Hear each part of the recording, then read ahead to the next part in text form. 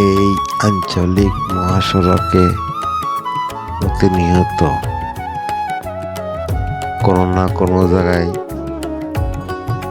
গাড়ির দুর্ঘটনা ঘটে।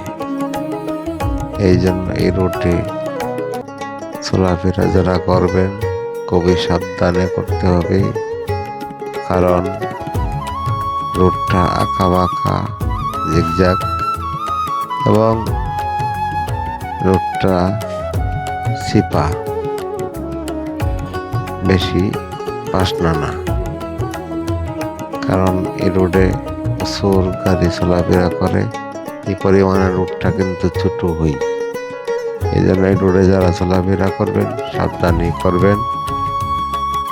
আর রোডটার মধ্যে মধ্যে ড্যামেজ হয়ে গেছে, ড্যামেজ সানেসা হয়ে গেছে, তখন সমস্যা হয়।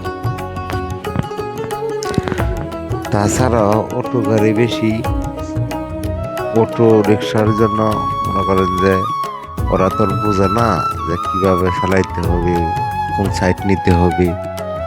আপনি দেখা গেছে বাইক নিয়ে যাচ্ছেন এখান দিয়া, আর হঠাৎ করে পিছে দিয়া ওরা দেখবে না পিছে কি আছে না আছে, ট্রেনে বামে এমনি ঘুরে আসছে, বুঝলেন?